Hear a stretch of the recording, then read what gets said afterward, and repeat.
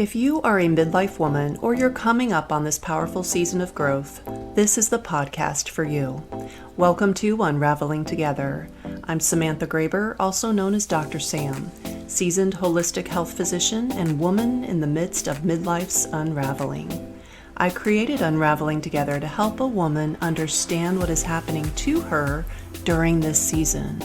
In a sea of changing hormones and moods, we need a space for safe exploration, a space to enter unencumbered and where we won't be judged for our pasts nor for our anxieties about the uncertain future.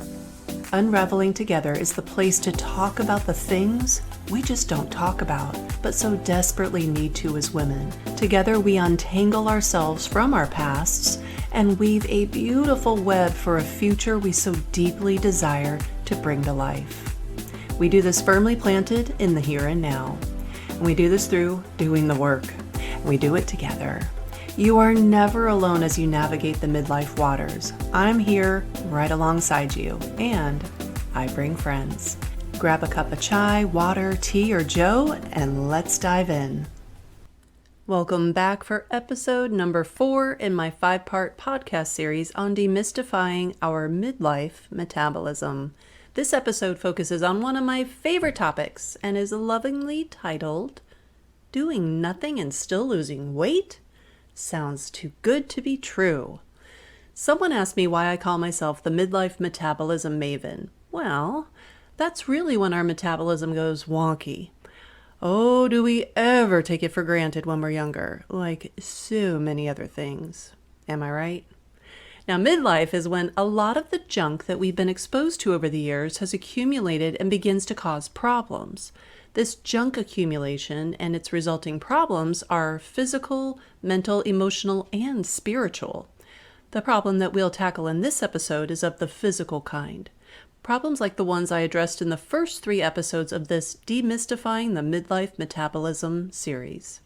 Now, when I wrapped up episode number 3, I said, in addition to finding your specific combination of carbs, proteins, and fats, you can amp up your ability to be in ketosis by not eating all the time. And that is what I will introduce to you in this episode. There are 2 sides to the fat loss coin as I explain it. One is to stop eating the things that cause us to store excess energy in the long-term storage locker, and along with this propensity to store fat, side 1 of the fat loss coin addresses our fasting insulin levels. That was discussed in the last 2 episodes, Behind the Metabolic Curtain, This Gal Calls the Shots, and Taking Out the Metabolic Trash. So the second side of this fat loss coin is to burn the energy that's just sitting there in storage. It's just sitting there. So we do that with targeted times of not eating, also known as fasting. Now there are a few terms you may hear when it comes to fasting. One is time-restricted eating, and the other is intermittent fasting. You'll see it abbreviated as IF. These are similar, and they are different. How's that for clarity? But we won't get too caught up in the details for this episode. I go into further detail in the Unraveling Together community. But now fasting is by far the most economical thing that you can do to burn your own body fat. It is also the most powerful. When I say fasting to an audience unsimilar with my philosophy or the science that establishes its validity, they kind of freak out a little. But won't I go into starvation mode if I don't eat every 2 to 3 hours? I need to keep my metabolism stoked or it will slow down to nothing. I know exactly why they say this. They've been brainwashed by conventional wisdom and the sponsors at Big Food to think this way. I was too. And I was indoctrinated during my formal studies in undergraduate and graduate school. I even taught people the same way of thinking for decades. And I've got the guilt baggage to prove it. This way of thinking has been jammed into our brains since we were born. It started with finishing our bottle, if we were bottle fed, then progressed to cleaning our plates, and now we're eating every 2 to 3 hours to keep our metabolism stoked. We're just following the status quo of it all. My inner rebel says, status quo? How about status no? She might be a version of my inner 2-year-old now that I think about it. So when we aren't taking on nutrients, our body has to go to work to find the stuff it needs for fuel. And it can get to work doing a little house cleaning. Cellular and internal environment cleanup, in fact. When we haven't eaten for a prolonged period of time, like when we're sleeping, our body can get to work doing some of this house cleaning. It puts on some tunes, grabs a cellular Swiffer, and it's off until we open our mouth again and bring on the food. Back to the cleaning closet for the Swiffer, off with the tunes, and back to figuring out where we put all this excess energy that we're taking in. Again, and again, and yet again. So when we lengthen the time frame in which we are not taking in food or drinks besides water and unadulterated coffee or tea or some other beverage that has no overall nutrient load, we set our body up for tapping into the stored cellular energy. So here's the take home. We need both sides 1 and 2 of this coin to be in play. Side 1 is lower the intake of glucose, which lowers the overall level of insulin.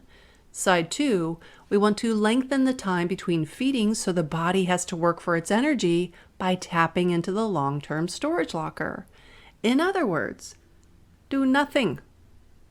Hence the name of this episode, Doing Nothing and Still Losing Weight? Sounds too good to be true. FYI, side 2 is side 1 dependent for most of us. Insulin is a nutrient-sensing hormone and a squirreling away hormone. When insulin is present, it is storing energy, squirreling it away, period.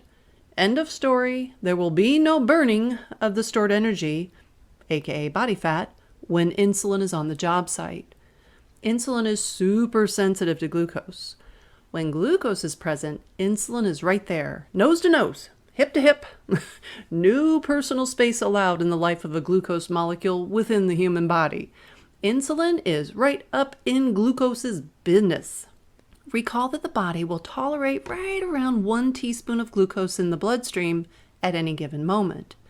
Insulin is in charge of this detail and will signal to the liver to package all excess glucose as triglycerides, which are ultimately stored in body fat. This part of the process happens once all the storage spaces, blood glucose and glycogen, are maxed out. This process is called de novo lipogenesis, which is literally turning glucose from eating more carbohydrates than the body can process into fatty acid esters, which get clipped together in packets of 3, the tri and triglycerides, and stored in an adipose cell, also known as body fat. FYI, if your triglycerides are high, it is an indicator that your body has a carbohydrate processing problem. I often note this as being carbohydrate intolerant. A little may be tolerable, but a lotta is not. The problem is, at its core, that you're eating more carbohydrates than your particular body can process. Therefore, it cannot tolerate the load. Dial down the carbs, and that problem can be greatly alleviated. Spread out the intervals during which your body doesn't have to be in carb processing mode, and that helps even more. See, it's a vicious cycle, and one that no medication can interrupt without causing a cascade of destructions. But you can interrupt this with what and when you eat. It's so simple. And the science, well, the real science supports it. Yet fasting is one of the best kept secrets of our time. Why? I'm pretty darn sure it's a best kept secret because there's no powder, pill, or potion to patent and sell. That's the bottom line.